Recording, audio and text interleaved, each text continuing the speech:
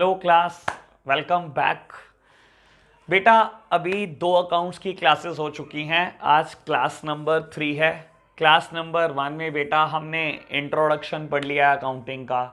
Class number 2 में बेटा हम कुछ बेसिक टर्म्स पढ़कर गए थे। बेटा अगर आपको याद हो तो हमने 6 बेसिक टर्म्स पढ़ ली हैं। हमने बेटा वहाँ पर कैपिटल की बात करी, हमने बेटा ड्राइंग्स की बात कर ली, वहाँ पर हम बेटा लाइबिलिटीज पे चर्चा कर चुके हैं, एसेट्स की बात करी, क्रेडिटर्स की बात करी, डेटर्स की बात करी। 6 बेसिक टर्म्स हम पढ़ चुके हैं बेटा। अकाउंटिंग टर्मिनोलॉजी से बेटा हम फेमिलियर होने की कोशिश कर रहे हैं। तो बेटा अभी बेसिक टर्म्स के ही हम टॉपिक को आगे बढ़ाते हैं। आज कुछ और 7-8 बेसिक टर्म्स पढ़कर जाएंगे बेटा। फिर धीरे धीरे बेटा हम बेस बना रहे हैं अपना प्रैक्टिकल चैप्टर के लिए भी। हो सकता है बेटा आने वाली 1 से 2 क्लास में हम प्रैक्टिकल चैप्टर भी स्टार्ट कर दें। लो मेरे प्यारे बच्चों, आज कुछ और टर्म्स के साथ फेमिलियर होने का टाइम आ गया है। तो बेटा मैं 7th टर्म लिख रहा हूं। अभी तक आप 6 बेसिक टर्म्स पढ़ चुके हो बेटा। लो मैं लिख देता हूं पर basic terms of accounting, basic terms of accounts. लो बेटा अकाउंट्स की बेसिक टर्म्स पढ़ रहे थे हम, तो हम बेटा 7th टर्म पढ़ रहे हैं जिसका नाम है रिसीट। बेटा देखो, फिर मैं बोल रहा हूं बेटा ये रेसिप्ट कोई नहीं बोलेगा, इसे हम बेटा रिसीट बोलते हैं। लो मेरे प्यारे बच्चों, बात कर रहे हैं रिसीट की। रिसीट क्या होती है? अमाउंट रिसीव्ड और receivable from the sale of assets or goods and services। लो मेरे प्यारे बच्चों, बहुत आराम से बात को समझेंगे। रिसीट क्या होती है मेरे प्यारे बच्चों? अगर आपको कोई अमाउंट रिसीव हो चुका है या बेटा रिसीव होने वाला है, अमाउंट रिसीव्ड और रिसीवेबल, कोई अमाउंट रिसीव हो चुका है या रिसीव होने वाला है, किसकी सेल से बेटा? या तो एसेट की सेल से या गुड्स एंड सर्विसेज की सेल से। अब मुद्दा उठता है बेटा एसेट और गुड्स एंड सर्विसेज ये क्या चीज होती है? बेटा सबसे पहले इसी का डिफरेंस क्लियर कर लो। लो बच्चों, एसेट्स वर्सेस गुड्स। बेटा एसेट्स और गुड्स में क्या डिफरेंस होता है? मेरे प्यारे बच्चों, मैं बहुत आसान भाषा में आपको गुड्स समझाने की कोशिश करता हूं। बेटा आपके लिए आप जिस चीज का बिजनेस करते हो वो चीज हमेशा गुड्स होती है। समझाने के लिए बोलता हूं बेटा, इंप्रेशन गैलरी आपके सिटी की, बेटा इंप्रेशन गैलरी मोबाइल डीलर हैं बेटा। वो बाबू दिन भर में हजारों फोन खरीदते हैं, हजारों फोन बेचते हैं। बेटा हमेशा उनके लिए मोबाइल इज अ गुड। बेटा मोबाइल उनके लिए हमेशा ही गुड्स है। मैं बात कर लूं किसी इंसान की, आपकी सिटी में पावन वेला मार्केट में दुकान है बेटा, कंप्यूटर लैपटॉप बेटा खरीदता रहता है दिन में, और दिन में पता नहीं कितने लैपटॉप कंप्यूटर बेचता रहता है। बेटा उसके लिए कंप्यूटर इज अ गुड, उसके लिए बेटा कंप्यूटर गुड्स है। बेटा सिंपल बोलो तो आपका बिजनेस जिस चीज का होता है, आप बेटा अपने बिजनेस में जिस चीज की खरीद और बेच करते रहते हो बेटा वो चीज हमेशा गुड्स होती है। और बेटा इसका पर्पस ही सेल होता है। बेटा गुड्स खरीदने का पर्पस ही सेल होता है। आप खरीदते क्यों हो बेटा? बेचने के लिए। लेकिन बेटा एसेट्स क्या होती हैं? बेटा एसेट्स का पर्पस कभी सेल नहीं होता। बेटा एसेट्स का पर्पस कभी सेल होता ही नहीं है। बेटा ये आप बेचने के लिए नहीं खरीदते। जैसे बेटा मोस्ट ऑफ द बिजनेस के लिए मैं बात करूं, लैंड एंड बिल्डिंग, बेटा आपने दुकान खरीदी बेटा खरीदने बेचने के लिए नहीं खरीदी, उसमें बैठ के आप बिजनेस करोगे। आप जनरली बेटा फर्नीचर फिटिंग्स कराते हो दुकान के अंदर, बेटा खरीदने बेचने के लिए नहीं खरीदा फर्नीचर। प्लांट एंड मशीनरी खरीदने बेचने के लिए नहीं खरीदा बेटा। इनका पर्पस कभी भी सेल नहीं होता। एसेट्स का पर्पस कभी बेचना नहीं होता बेटा। एसेट्स वो होती हैं जिनका पर्पस कभी बेचना नहीं होता बेटा। गुड्स वो होते हैं जिनका पर्पस ही सेल होता है बेटा। आपका जिस चीज का बिजनेस है बेटा वो चीज आपके लिए गुड्स हो जाती है बेटा। इसमें नेचर ऑफ बिजनेस की बहुत ज्यादा इंपॉर्टेंस है। ध्यान रखना बेटा, नेचर ऑफ बिजनेस की बहुत ज्यादा इंपॉर्टेंस है। मैंने बोला नॉर्मल केस में ये चीजें किसी भी बिजनेस के लिए एसेट होती है नॉर्मल केस में। एक्सेप्शन के तौर पे बात करूं तो बेटा अमर फर्नीचर्स, आपके सिटी में बेटा एक फर्नीचर वाले हैं अमर फर्नीचर्स, बेटा रोज फर्नीचर खरीदते हैं रोज बेचते हैं, क्या उनके लिए फर्नीचर कभी एसेट होगी? नहीं बाबू, क्योंकि बेटा उनका बिजनेस ही फर्नीचर का है, उनका पर्पस ही फर्नीचर बेचना है बेटा, तो उनके लिए फर्नीचर हमेशा गुड्स होगा बेटा। अगर मैं बात करूं डीएलएफ की, बेटा डीएलएफ डेली बेसिस पे पता नहीं कितनी लैंड एंड बिल्डिंग खरीदता है और कितनी लैंड एंड बिल्डिंग को बेचता है, क्या डीएलएफ के लिए कभी लैंड एंड बिल्डिंग एसेट होगी? नहीं बाबू। नॉर्मल केस में बेटा ये बाकी सारे बिजनेस के लिए एसेट होती हैं, लेकिन मैंने क्या बोला, इसमें नेचर ऑफ बिजनेस की बहुत ज्यादा इंपॉर्टेंस है बाबू। डीएलएफ क्या करता है, उसका काम ही यही है बेटा, वो इमूवेबल प्रॉपर्टीज को खरीदता और बेचता है। वो land and building daily basis पे खरीदता है, डेली बेसिस पे बेचता है। तो डीएलएफ के लिए बेटा लैंड एंड बिल्डिंग हमेशा गुड्स है। लो मेरे प्यारे बच्चों, तो मैंने एसेट्स वर्सेस गुड्स ये डिफरेंस क्लियर करने की कोशिश करी। गुड्स क्या होता है बेटा, आपका जिस चीज का बिजनेस है, आप जिस चीज में डील करते हो बेटा, वो चीज हमेशा आपके लिए गुड्स होती है बाबू। बाकी बची हुई रेस्ट ऑफ द चीजों को आप एसेट बोल सकते हो। एसेट वो चीजें होती हैं बेटा बिजनेस में जिनका पर्पस कभी भी बेचना नहीं होता बेटा। मैं यहां पर आपका ध्यान अट्रैक्ट करना चाहता हूं बाबू, पर्पस कभी सेल नहीं होता। क्या सेल नहीं करते क्या बेटा? पर्पस बेचना नहीं होता। ऐसा हो सकता है बेचनी पड़ जाए। मैं बोलता हूं आपने प्लांट एंड मशीनरी खरीदी 20 साल पहले बेटा, 20 साल से आप मशीनरी को इस्तेमाल करते आ रहे हो, 20 साल के बाद आज वो स्क्रैप बन गई बेटा, मशीनरी किसी काम की नहीं रही, अब वो बिल्कुल नहीं चलती। क्या आज आप उसको बेचोगे बेटा? बेचोगे। क्या पर्पस बेचना था? नहीं बेटा, पर्पस सेल नहीं था बेटा। ऐसी चीजें एसेट्स होती हैं जिनका पर्पस बेचना नहीं होता बेटा। पर्पस बेचना नहीं है, मजबूरी में बेटा इनको भी बेचा जा सकता है।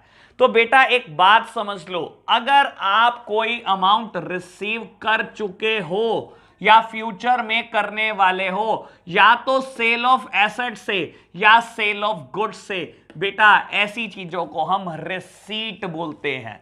मेरे प्यारे बच्चों, यहां एक और बात बता देनी बहुत जरूरी है बेटा। गुड्स की सेल से जो रिसीट होती हैं उसको हम बोलते हैं रेवेन्यू रिसीट। गुड्स की सेल से बेटा जो रिसीट होती हैं उसको हम बोलते हैं रेवेन्यू रिसीट। और बेटा एसेट्स की सेल से जो रिसीट होती है उसका क्या नाम है बेटा? उसका तो बड़ा प्यारा नाम है, उसको हम बोलते हैं कैपिटल रिसीट्स बेटा। गुड्स बेचने से जो भी पैसा रियलाइज होगा या होने वाला है वो बोलते हैं रेवेन्यू रिसीट्स, और एसेट बेचने से जो भी पैसा रियलाइज होगा या होने वाला है उसको हम बोलते हैं कैपिटल रिसीट्स। तो बेटा अब हमने रिसीट का मुद्दा भी टच कर लिया और हमने 2 टाइप ऑफ रिसीट भी पढ़ ली बेटा। One is revenue receipt and the other one is capital receipt. Receipt क्या होती है? वो अमाउंट जो रिसीव कर चुके हो या रिसीव होने वाली है from the sale of asset और गुड्स और सर्विसेज बेटा। गुड्स और सर्विस बेचने से जो अमाउंट रिसीव होगी या एसेट बेचने से जो अमाउंट रिसीव होगी बेटा। मैंने यहां पर यह भी बात बता दी कि इसका पर्पस बेचना नहीं होता, एसेट का पर्पस कभी बेचना नहीं होता, लेकिन मजबूरी में बेचा जा सकता है इसको। लो जी, बात कर ली है बेटा हमने रिसीट की। आप बेटा इसको नोट डाउन भी कर सकते हो मुझे पोस्ट करके बेटा। मैं आगे एक और टर्म को लेकर आता हूं आपके लिए। लो मेरे प्यारे बच्चों, मैं रब कर रहा हूं जरा इतना पोर्शन।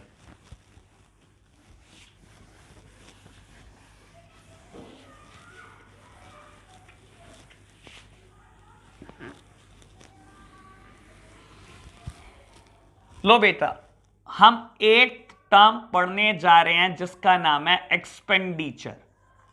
एक टर्म पढ़ने जा रहे हैं बच्चों हम, जिसका नाम है एक्सपेंडिचर। मैं लिखता हूं बेटा इसके बारे में, अमाउंट पेड और लाइबिलिटी इनकर्ड, अमाउंट पेड और liability incurred for the purchase of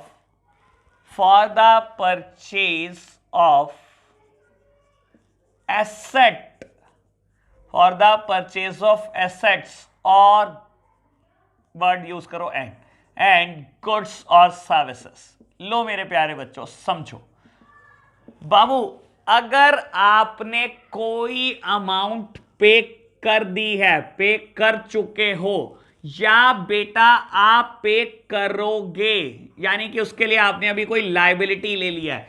बेटा अगर कोई अमाउंट आप पे कर चुके हो या बेटा फ्यूचर में पे करोगे, किस चीज के लिए?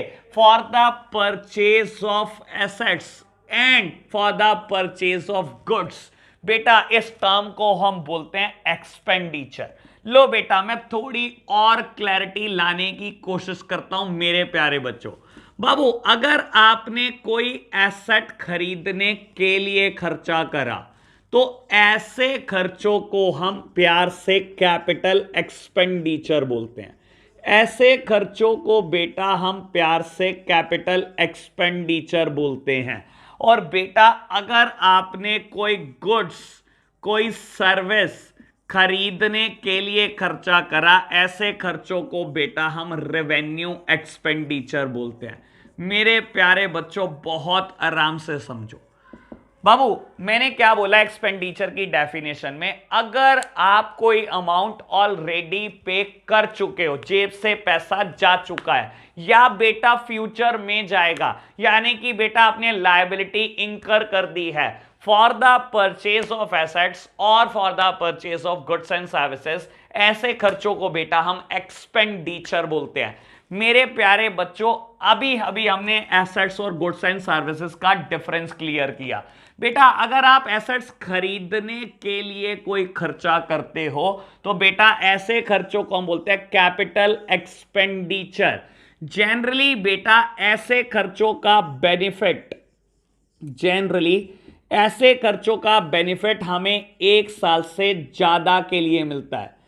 हमेशा बेटा कैपिटल एक्सपेंडिचर का बेनिफिट हमें 1 साल से ज्यादा के लिए मिलता है और बेटा ये कायदे से ह्यूज इन अमाउंट होते हैं। बेटा अमाउंट में भी बहुत ज्यादा होते हैं। अगेन बात कर लो बेटा लैंड एंड बिल्डिंग की बात कर लो, आप प्लांट एंड मशीनरी की बात कर लो मेरे प्यारे बच्चों, या आप बेटा बात कर लो फर्नीचर एंड फिटिंग्स की, तो बेटा ये सब एग्जाम्पल हो सकते हैं कैपिटल एक्सपेंडिचर के।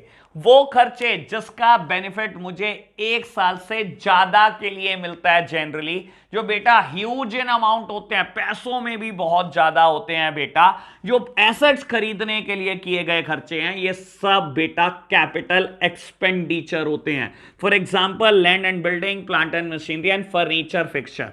बेटा मैं शॉर्टकट में लिख रहा हूं, आप कोई भी शॉर्टकट यूज नहीं करेंगे।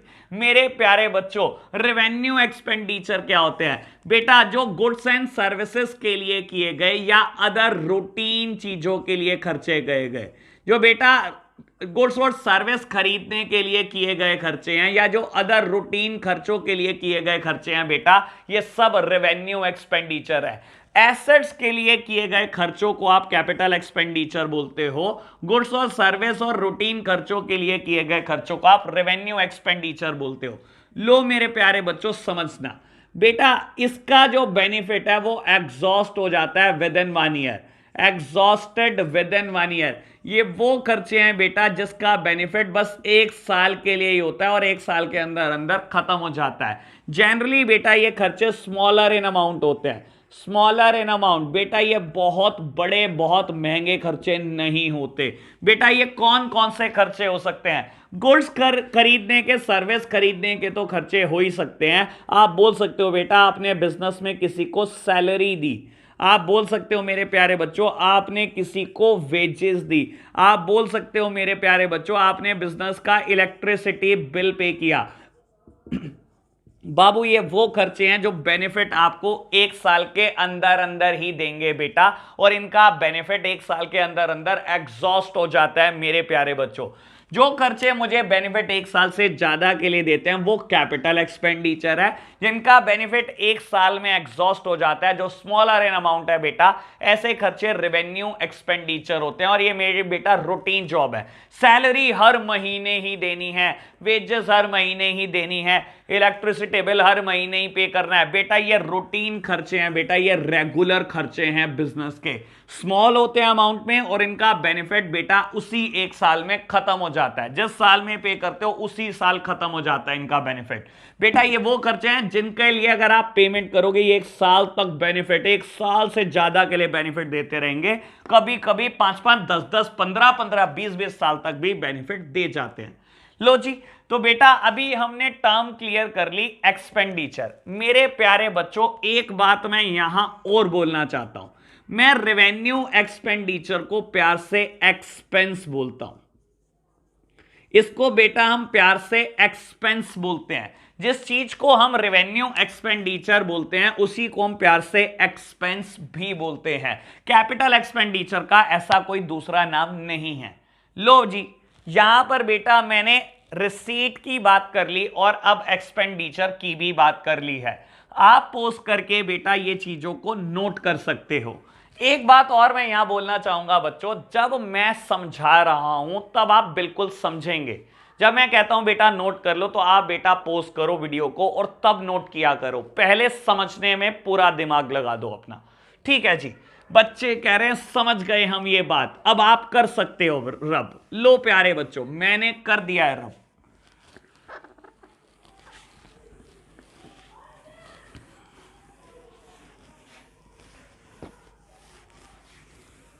लो बच्चों आगे हम बढ़ाते हैं अपनी बात को। 9th टर्म पढ़ने जा रहे हैं हम बेटा। 9th टर्म का नाम है इनकम, या बेटा बोल लो प्रॉफिट्स। इनकम बोल लो बेटा या बोल लो प्रॉफिट। वैसे नॉर्मल सेंस में मैं इसको प्रॉफिट बोलूंगा। प्रॉफिट क्या होता है मेरे प्यारे बच्चों? प्रॉफिट दो चीजों के डिफरेंस से निकलता है, रेवेन्यू माइनस एक्सपेंसेस। बच्चे कह रहे हैं एक्सपेंसेस तो अभी आपने बताया रेवेन्यू एक्सपेंडिचर होते हैं। हाँ बाबू हाँ, ये तो मैंने अभी बताया, रेवेन्यू एक्सपेंडिचर को ही हम एक्सपेंसेस बोलते हैं। हाँ बेटा। बाबू रेवेन्यू किसको बोलते हैं बेटा? हम रेवेन्यू रिसीट्स को प्यार से रेवेन्यू बोलते हैं। वही बेटा रिसीट्स जिसका बेनिफिट आपको एक ही साल तक मिलने वाला है। ये वही रिसीट्स हैं बेटा जो गुड्स एंड सर्विसेज को बेचने से रियलाइज हुई। जब गुड्स एंड सर्विस बेचे तो जो अमाउंट रियलाइज हुई बेटा उसको रेवेन्यू रिसीट्स बोलते हैं। प्यार से बेटा हम इसी टर्म को रेवेन्यू भी बोलते हैं। और एक्सपेंडिचर बेटा ये वो खर्चे हैं बेटा जो एक साल तक ही बेनिफिट देते हैं, जो एक साल में एग्जॉस्ट हो जाते हैं। बाबू प्रॉफिट्स क्या होते हैं बिजनेस के? अगर मैं रेवेन्यू में से बेटा एक्सपेंसेस को माइनस कर दूं तो जो रिजल्ट आएगा बेटा आप उसको प्यार से प्रॉफिट्स बोलते हो। लो जी बेटा, ये इतनी सी ही टर्म थी बेटा 9th टर्म। तो बेटा अब हमारी 9th टर्म भी हो जाती है। हम आगे बढ़ते हैं बच्चों। लो जी, अभी हमने आज 3 टर्म पढ़ ली हैं बेटा। आज हम बेटा ओवर स्पीडी चल रहे हैं। लो मेरे प्यारे बच्चों, मैं थोड़ा सा स्लो हो जाऊंगा अगर मुझे लग रहा होगा कि आपको प्रॉब्लम आ रही है तो। लो जी बेटा, मैं बात करता हूं 10th टर्म की जिसका नाम है प्रीपेड एक्सपेंसेस। प्रीपेड एक्सपेंसेस बेटा ये एक्सपेंसेस तो हैं लेकिन बोलता है प्रीपेड एक्सपेंसेस। लो मैं समझाने की कोशिश करता हूं प्रीपेड एक्सपेंसेस क्या होते हैं। बेटा आप सब अपने मोबाइल में रिचार्ज करते हैं बेटा, आप सब प्रीपेड सिम यूज करते हैं। What do you mean by prepaid? लो मैं समझाता हूं बेटा प्रीपेड क्या होती है। लो मेरे प्यारे बच्चों, आज मान लो 1 अप्रैल है। आज मान लो 1 अप्रैल है बेटा। आज आपने अपने मोबाइल फोन का रिचार्ज किया और मान लो बेटा ये मोबाइल रिचार्ज 1 महीने का है, यानी कि बेटा ये चलने वाला है 30th अप्रैल तक। मेरे प्यारे बच्चों, आज आपने रिचार्ज कर लिया, आज आपने रिचार्ज कर लिया, अब आपको इस रिचार्ज का बेनिफिट पूरे के पूरे मंथ मिलेगा। ये रिचार्ज बेटा पूरे के पूरे महीना चल जाएगा और जो आपको बेनिफिट मिलेगा वो पूरे महीने का मिलेगा। बाबू आपने खर्चा कब कर दिया? खर्चा तो आपने बेटा 1 तारीख को ही कर दिया, 1 अप्रैल को खर्चा कर दिया। इसका बेनिफिट आपको 30 अप्रैल तक मिलेगा। क्या ये बेटा आपने खर्चा एडवांस में कर दिया? बेटा बिल्कुल बाबू, प्रीपेड को आप बोल सकते हो payment in advance, payment in advance, और जिसका बेनिफिट बेटा आपको नियर फ्यूचर मिल जाएगा। बेटा आज आपने पेमेंट कर दी एडवांस में और इसका बेनिफिट आपको नियर फ्यूचर में मिलने वाला है। जैसे मैंने आज रिचार्ज कर दिया बेटा, मुझे अगले 1 महीने तक इसका बेनिफिट मिलने वाला है। बेटा बिजनेस में भी आप प्रीपेड एक्सपेंसेस नाम के बहुत सारे खर्चे करते हो। समझाने के लिए बेटा एक बात बोलता हूं, आपने एक एम्प्लॉय को बेटा, आज आपने क्या करा, एक एम्प्लॉय को बेटा नौकरी पर रख लिया। आज बेटा 15 अप्रैल है, आज बेटा 15 तारीख है बेटा अप्रैल की, और आपका एम्प्लॉय आ गया, आज फर्स्ट डे है। उसने बोला कि साहब जी मैं पेमेंट एडवांस लूंगा, मेरे को सैलरी एडवांस देना। ठीक है जी बेटा, आज आपने उसको सैलरी पे कर दी। ये कब तक के लिए पे करी बेटा? 1 महीने के लिए, यानी कि इसका बेनिफिट आपको 15 मई तक मिलने वाला है। मेरे प्यारे बच्चों, आज आपने 15 अप्रैल को इसकी सैलरी पे कर दी और बेटा इसका बेनिफिट 15 मई तक मिलने वाला है। बेटा वो 15 मई तक आपके लिए काम करता रहेगा, करता रहेगा और करता रहेगा, और आपको उसका बेनिफिट 15 मई तक मिलता रहेगा। क्या बेटा जो ये आपने खर्चा किया ये एडवांस करा? क्या ये बेटा पेमेंट इन एडवांस है? हाँ बाबू, ये पेमेंट इन एडवांस है। बेटा ऐसे खर्चों को हम बोलते हैं प्रीपेड एक्सपेंसेस। है तो एक्सपेंसेस लेकिन प्री पेमेंट कर दिया आपने। बेटा ऐसे खर्चों को हम प्रीपेड एक्सपेंसेस बोलते हैं। और क्योंकि बेटा ऐसे खर्चों का बेनिफिट अगले कुछ ही टाइम में आपको मिलने वाला है, बेटा ज्यादा से ज्यादा भी हुआ तो 1 साल में तो इनका बेनिफिट मिल ही जाएगा। प्रीपेड एक्सपेंसेस हमेशा करंट एसेट्स होते हैं, क्योंकि इनका बेनिफिट बेटा बिल्कुल नियर फ्यूचर में मिल जाता है। बेटा ज्यादा से ज्यादा अगर लेट भी हुई तो 1 साल में तो बेनिफिट मिल ही जाएगा। इसीलिए बेटा हमेशा ध्यान रखना, प्रीपेड एक्सपेंसेस करंट एसेट्स होते हैं, इनका बेनिफिट बेटा बिल्कुल नियर फ्यूचर में मिल जाता है। आज आपने पे करा, कल से ही बेनिफिट मिलना शुरू हो जाएगा। और बेटा करंट एसेट्स हर वो चीज है बेटा जो 1 साल के अंदर अंदर आपको बेनिफिट देती है। जो अगले 1 साल के अंदर अंदर बेनिफिट दे दे, हर वो चीज करंट एसेट्स है। क्योंकि प्रीपेड एक्सपेंसेस आपको बेनिफिट दे देंगे, इसी वजह से बेटा ये करंट एसेट्स है। लो मेरे प्यारे बच्चों, मैंने ये बात आपको समझाने की कोशिश करी। अब बेटा हम एक और टर्म पढ़ने जा रहे हैं ऑन द सिमिलर लाइंस। बेटा अब हम इसको बोलेंगे 11th टर्म को आउटस्टैंडिंग एक्सपेंसेस। लो मेरे प्यारे बच्चों, हम 11th टर्म पढ़ने जा रहे हैं, इसको हम बोलेंगे आउटस्टैंडिंग एक्सपेंसेस। लो समझना बेटा,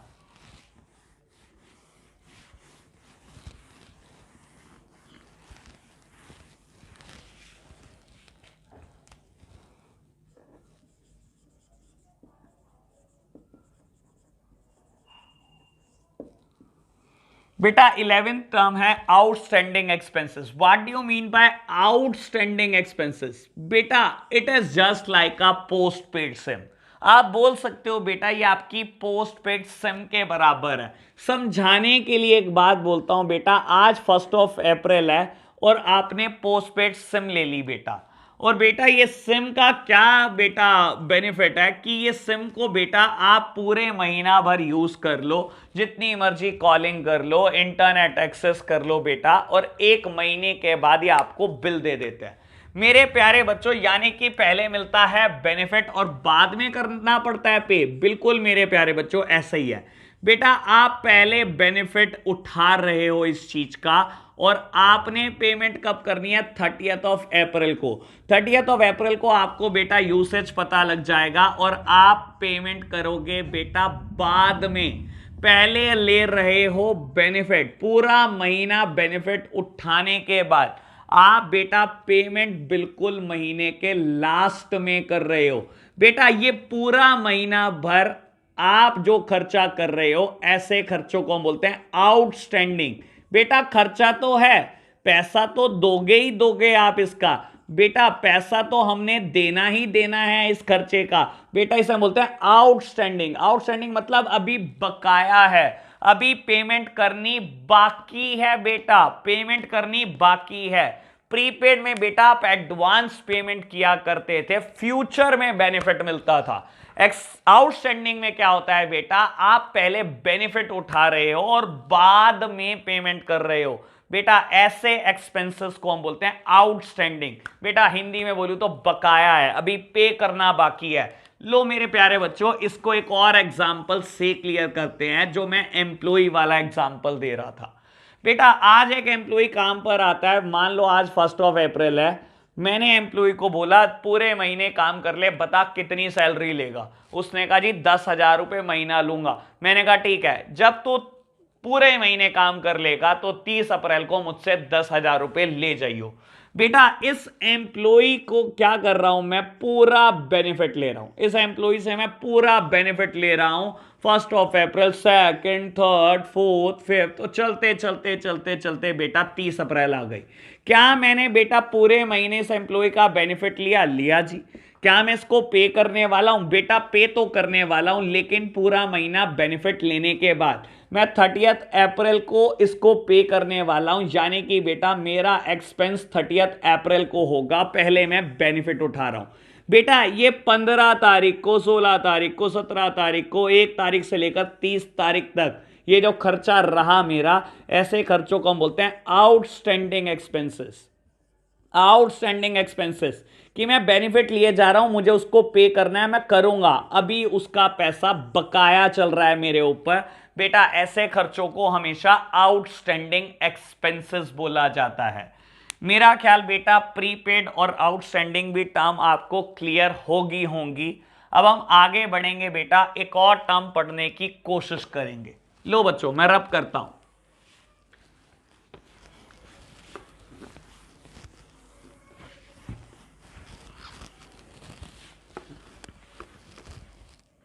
लो बच्चों हम पढ़ेंगे बेटा अब 12th टर्म, जिसका नाम है डिस्काउंट, जिसका नाम है डिस्काउंट। लो प्यारे बच्चों मैं समझाने की कोशिश करता हूं आपको डिस्काउंट क्या होती है। हिंदी में बोले तो बेटा छूट, हिंदी में बोलना चाहो तो बेटा आप बोल सकते हो छूट मिलना। बेटा लो डिस्काउंट समझने की कोशिश करते हैं। बेटा मान लो कल वाला एग्जाम्पल देता हूं, आपका एक बिजनेस है बेटा, जहां पर आप फुटवियर बेचते हो, फुटवियर बेचते हो। बेटा आज कोई ग्राहक आया आपके पास, उसने पूछा कि मुझे 1 पेयर ऑफ शू लेने हैं, आप बता दो कीमत क्या है उसकी। आपने बोला आपको 1 पेयर ऑफ शू लेने हैं, उसकी कीमत है 2,500 रुपये, 2,500 रुपये का है एक पेयर ऑफ शूज। उसने कहा ठीक है मुझे पसंद है मेरे को, लेकिन आप एक काम कर दो, मैं अगर इसके 100 पेयर आपसे ले लूं, अगर मैं इसी के 100 पेयर आपसे ले लूं, आप बताओ मुझे कितनी डिस्काउंट दोगे। मैंने कहा देखो वैसे तो पेयर 2500 का है, अगर आप एक पेयर लेते हो तो मैं 2500 रुपए का दूंगा, 2500 का दूंगा। लेकिन अगर आपने इकट्ठे मुझसे 100 पेयर लेने हैं तो मैं आपको 10% तक डिस्काउंट कर दूंगा, क्योंकि आप मुझसे बल्क क्वांटिटी खरीद रहे हो, आप मुझसे बल्क क्वांटिटी खरीद रहे हो, तो बेटा बल्क क्वांटिटी खरीदने की वजह से मैं डिस्काउंट कर रहा हूं।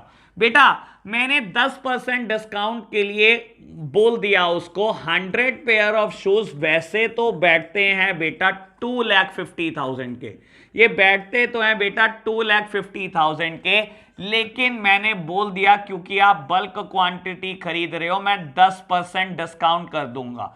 बेटा 2,50,000 का 10% डिस्काउंट कर दूंगा, मैं आपको 2,25,000 रुपए के बेच दूंगा।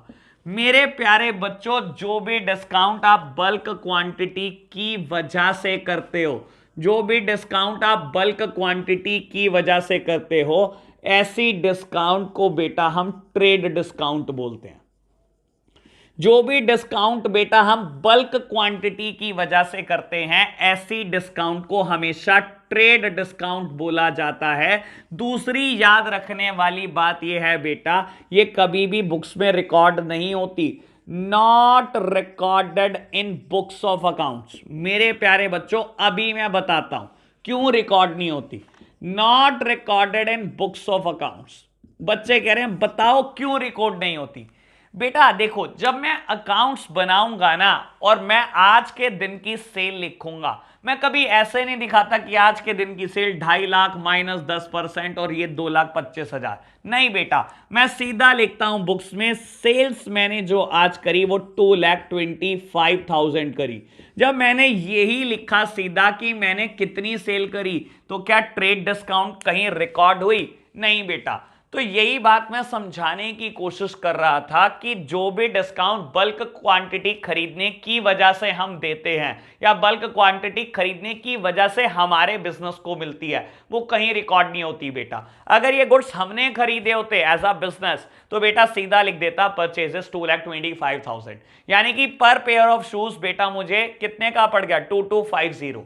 100 पेयर ऑफ शूज आए ना इस अमाउंट में, तो बेटा मुझे कितने का पड़ गया पर पेयर ऑफ शूज? 2,250। और क्योंकि अगर मैंने बेची है तो मैं सीधा रिकॉर्ड करूंगा सेल्स 2,25,000। दैट मींस बेटा ट्रेड डिस्काउंट कहीं भी बुक्स ऑफ अकाउंट में रिकॉर्ड नहीं होती। ठीक है जी, बच्चे कह रहे हैं बात समझ में आ गई। बेटा एक और डिस्काउंट होती है नोन एज कैश डिस्काउंट। एक और डिस्काउंट होती है बेटा नोन एज कैश डिस्काउंट। ये डिस्काउंट क्या होती है? लो मेरे प्यारे बच्चों, एक और एग्जांपल देते हैं और इस चीज को भी समझने की कोशिश करते हैं। बाबू कल मैंने एक बात बोली थी बेटा, एक टर्म बोली थी मैंने, डेटर्स। बेटा डेटर्स क्या होते हैं? हर वो कस्टमर जिनको आप उधार पर गुड्स बेचते हो बेटा, उनको हम डेटर्स बोलते हैं। बाबू मान लो आपने अपने एक कस्टमर मिस्टर एम को उधार पर गुड्स बेचा था। ठीक है जी, बेचा था। बाबू गुड्स की कीमत थी 1,00,000 रुपए। आपने 1,00,000 रुपए का गुड्स मिस्टर एम को उधार पर बेचा था। बाबू मिस्टर एम ने कहा था मैं पेमेंट करूंगा after 4 month. Payment after 4 month. Payment after 4 month. बाबू आज 1 महीना बीता है, अभी भी मिस्टर एम ने पेमेंट देनी है 3 महीने के बाद, और आपको बेटा पेमेंट की बहुत सख्त जरूरत है। आपको बेटा पैसों की जरूरत है। आप क्या चाह रहे हो बेटा? आप आज डेटर के पास चले गए, मिस्टर एम के पास चले गए और आपने उसको अर्ली पेमेंट के लिए पुश करना शुरू कर दिया। आपने मिस्टर एम को कहा देख मैंने भाई तेरे से लेने तो हैं 1,00,000 रुपए, और मैंने तेरे से अभी 3 महीने के बाद 1,00,000 रुपए लेने हैं। मैं तेरे को क्या कर रहा हूं, अगर तू मुझे आज पेमेंट कर दे तो मैं तुझे 5% डिस्काउंट दे दूंगा। बाबू मैं उसको अर्ली पेमेंट के लिए पुश कर रहा हूं, मैं उसको प्रॉम्प्ट पेमेंट के लिए, इमीडिएट पेमेंट के लिए पुश करने लगा हूं बेटा। मैं प्रॉम्प्ट पेमेंट चाहता हूं। बाबू मैंने उसे पुश करना शुरू कर दिया कि तूने पेमेंट तो 3 महीने बाद 1,00,000 देनी है, अगर तू आज के आज पेमेंट कर दे तो मैं 5% तक कैश डिस्काउंट काट दूंगा। बेटा मिस्टर एम ने क्या करा, फटाफट से पैसे निकाले और बेटा आपको दे दिए।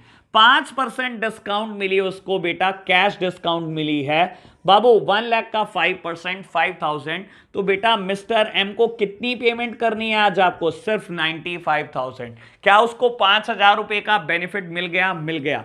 बेटा ये जो डिस्काउंट आपने अलाउ करी बेटा, इस डिस्काउंट को बोलते हैं कैश डिस्काउंट।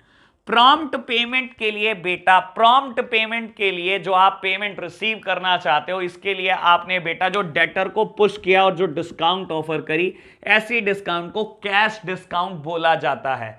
बेटा ये कैश डिस्काउंट आपको भी मिल सकती है।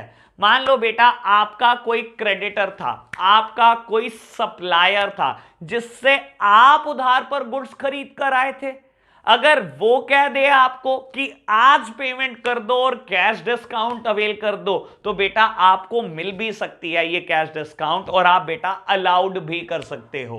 बाबू मेरे एग्जांपल में यहां पर आपने कैश डिस्काउंट अलाउड की है, तो तो बेटा हमने जब 12th टर्म पढ़ी डिस्काउंट, तो यहां पर हमें पता लगा कि डिस्काउंट दो तरीके की होती हैं। एक डिस्काउंट बेटा ट्रेड डिस्काउंट और दूसरी डिस्काउंट बेटा कैश डिस्काउंट।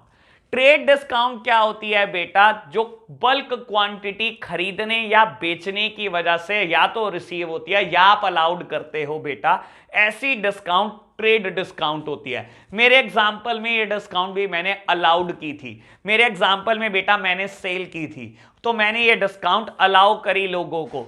मैंने ये भी बात बोली कि बेटा ये कभी बुक्स ऑफ अकाउंट में रिकॉर्ड नहीं होती, आप डायरेक्टली अपनी सेल दिखाओगे 2,25,000, लेकिन बेटा कैश डिस्काउंट हमेशा बुक्स ऑफ अकाउंट में रिकॉर्ड होती है, recorded in books of account, recorded in books of accounts. बेटा ये हमेशा बुक्स में रिकॉर्ड होती है, हमेशा रिकॉर्ड होती है और हमेशा ही रिकॉर्ड होती आएगी।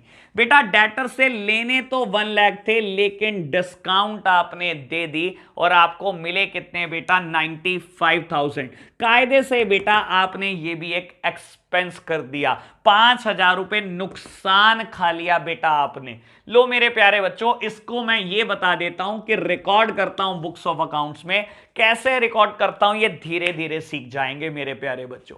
तो बेटा ये 12th टर्म भी हमने क्लियर कर ली। अब मैं एक लास्ट टर्म आज के लिए बताने जा रहा हूं जिसका नाम है फिक्टिशियस एसेट्स।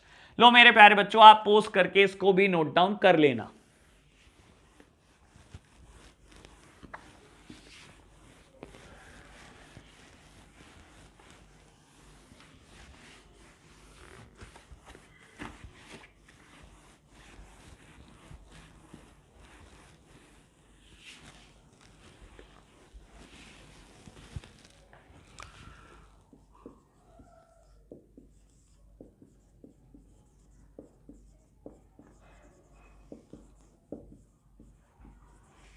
अब बच्चों आप सोच रहे होंगे कि हमने दो तरीके की कल एसेट्स पढ़ी थी, एक बात पढ़ी थी हमने नॉन करंट एसेट्स की और करंट एसेट्स की। ये फिक्टिशियस एसेट्स क्या होती है बेटा, कायदे से एसेट्स तीन तरीके की ही होती हैं बेटा, तीन तरीके की ही होती है, non current assets, current asset और फिक्टिशियस एसेट्स। बेटा इसके बारे में भी जानना थोड़ा जरूरी हो जाता है, इसको प्यार से कई लोग बेटा डेफर्ड रेवेन्यू एक्सपेंडिचर भी बोलते हैं, प्यार से बेटा इसको लोग डेफर्ड रेवेन्यू एक्सपेंडिचर भी बोलते हैं। बेटा अब आप सोच रहे होगे कैपिटल एक्सपेंडिचर मैंने टर्म पढ़ी, मैंने रेवेन्यू एक्सपेंडिचर टर्म पढ़ी, ये बीच की कौन सी टर्म है डेफर्ड रेवेन्यू एक्सपेंडिचर। मेरे प्यारे बच्चों समझने की कोशिश करेंगे, स्लो पेस पे चलेंगे, इसको क्लियर करके जाना है आज हमने। लो समझने की कोशिश करो बेटा, मैं कुछ बात लिखता हूं, these are neither tangible nor intangible assets.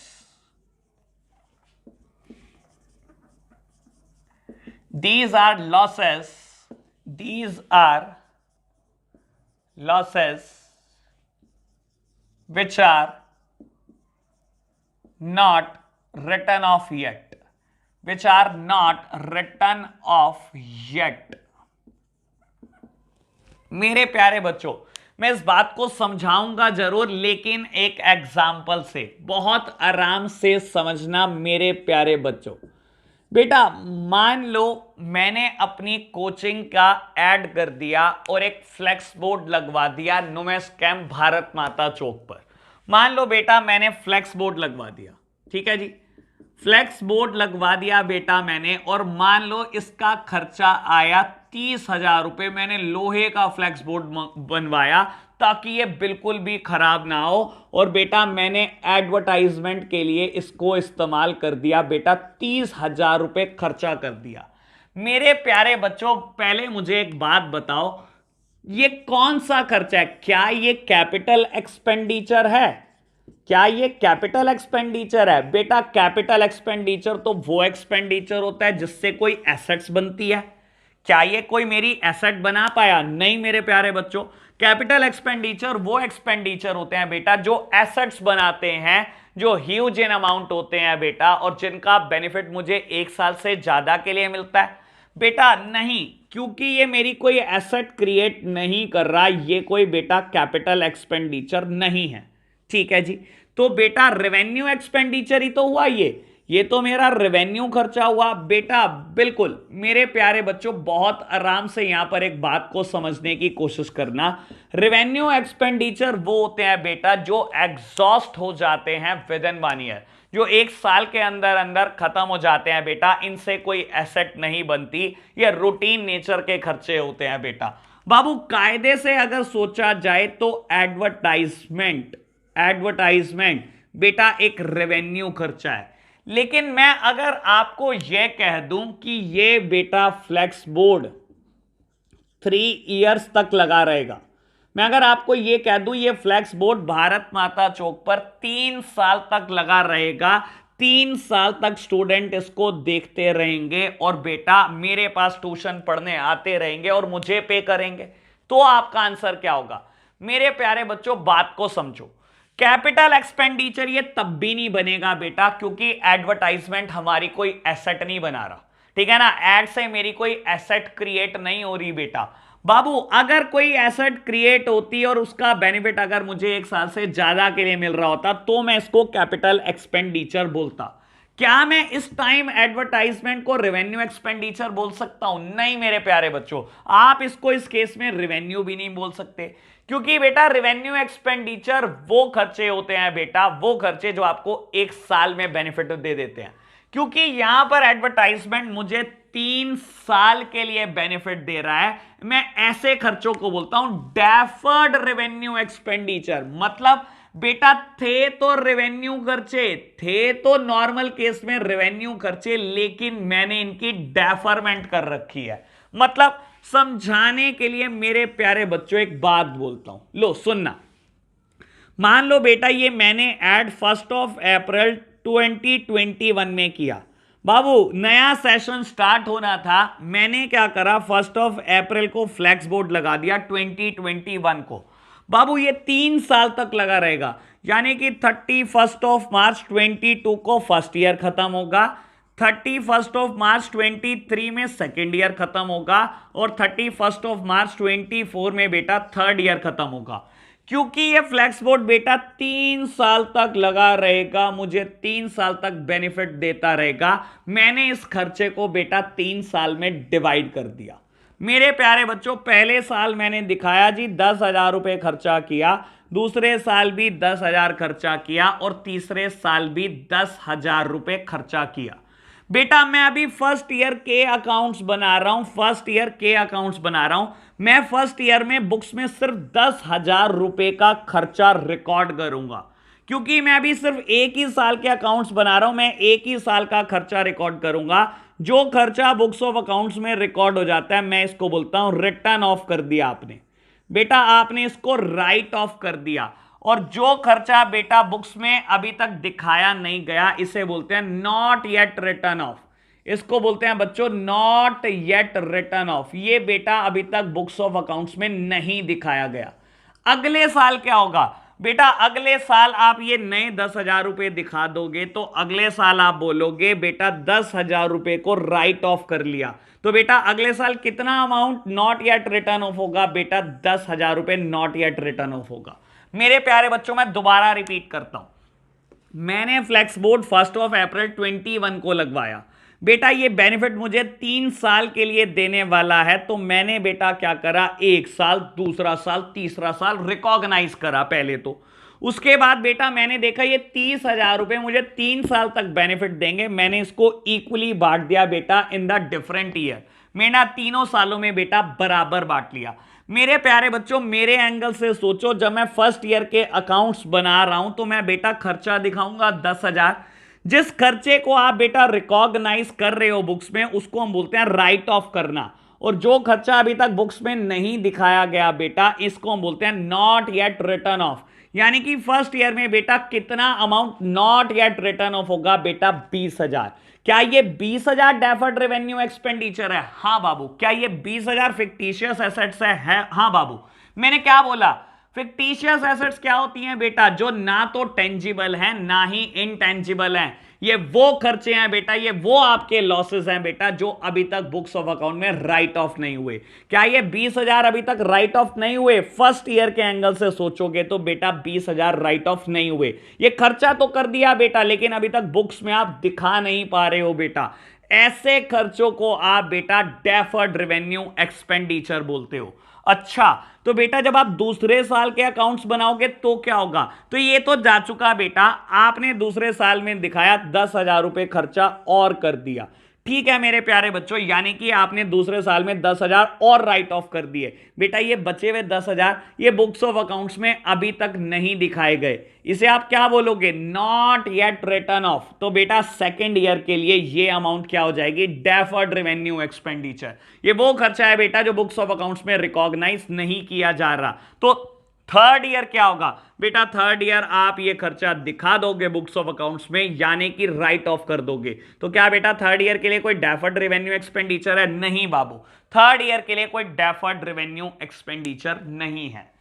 बेटा ये टर्म भी हमने क्लियर करने की कोशिश की, फिर भी आपको कोई प्रॉब्लम आती है आप मुझे कॉल कर लेना मेरे प्यारे बच्चों। तो आज हमने काफी टर्म पढ़ ली बेटा, 7 न्यू टर्म और सीख कर जा रहे हैं आज। बेटा हमने बहुत अच्छा बेस बना लिया अपना प्रैक्टिकल चैप्टर के लिए। आने वाले 1 से 2 लेक्चर में बेटा हम प्रैक्टिकल चैप्टर भी स्टार्ट कर देंगे। आज के लिए इतना ही रखते हैं बेटा, बाय बाय।